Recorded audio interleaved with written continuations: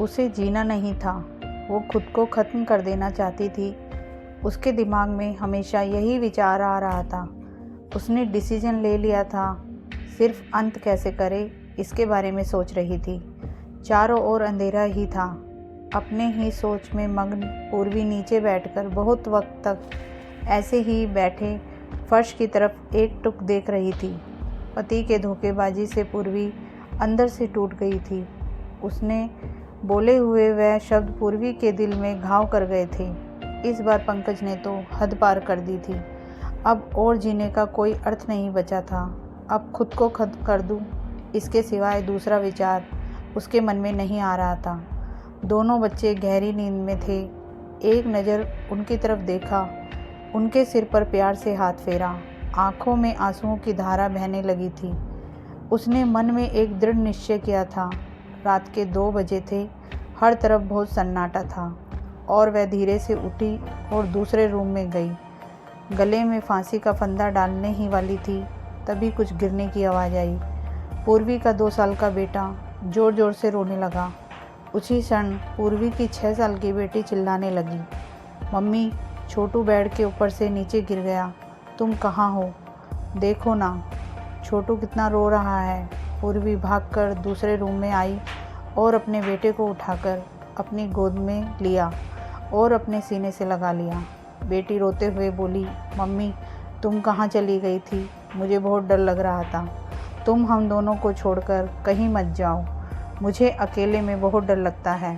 पूर्वी अपने दोनों बच्चों को पास लेकर ज़ोर से गले लगा लिया और रोने लगी।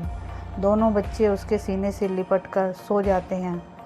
रोते रोते पूर्वी को कब नींद आ गई उसे पता ही नहीं चला। काम वाली बाई गंगू की आवाज़ से पूर्वी की नींद टूटी। अरे मैडम, आपने बाहर का गेट खुला क्यों छोड़ दिया था? अरे मैडम, क्या हुआ? अभी तक आप सोई हुई हो? तबीयत तो ठीक है ना? वो खुद को संभालते हुए बोली, हाँ, थोड़ी तबीयत ठीक नहीं है। घड़ी में वक्त देखती है तो 8:30 बजे थे। आज तुम्हें आने में इतनी देर क्यों हो गई? मैडम, चौथी गली में मेहता जी रहते हैं ना, उनकी बहू ने फांसी लगाकर आत्महत्या कर ली। 2 बच्चे हैं उनकी एक 10 साल की बेटी और 6 साल का बेटा है। यह सुनकर पूर्वी के कलेजे को धक्का लगा। अपनी साड़ी ठीक करके उसने पूछा, कब हुआ? गंगू ने बोला, रात को हुआ मैडम। मैंने ऐसा सुना है कि उसके पति की दूसरी औरत से संबंध थे। कमबख्त अभी तक नहीं आया। अचानक पूर्वी ने गुस्से से बोला, अच्छा किया, वह आया या नहीं आया उससे क्या फ़र्क पड़ता है? अब वह थोड़ी ना देखने आने वाली है। यह सुनकर गंगू पूर्वी के कान के पास आई और धीरे से बोली, मैडम, मैं अनपढ़ गंवार हूँ और घर घर में जाकर झाड़ू पोछा करके मेरा पेट भरती हूँ और आप पढ़े लिखे हुए लोग हो। भले ही मैं आपसे उम्र में बड़ी हूँ, जीवन का अनुभव आपसे थोड़ा ज़्यादा है। आजकल साहब और आपके बीच जो चल रहा है वह ठीक नहीं है। मुंह बंद था फिर भी मेरे कान खुले रहते हैं। मैं एक औरत हूँ और औरत के दुख में ही दुख को समझती हूँ। इसलिए मुझे आपको एक बात बतानी है। आत्महत्या यह कोई भी समस्या का समाधान नहीं हो सकता।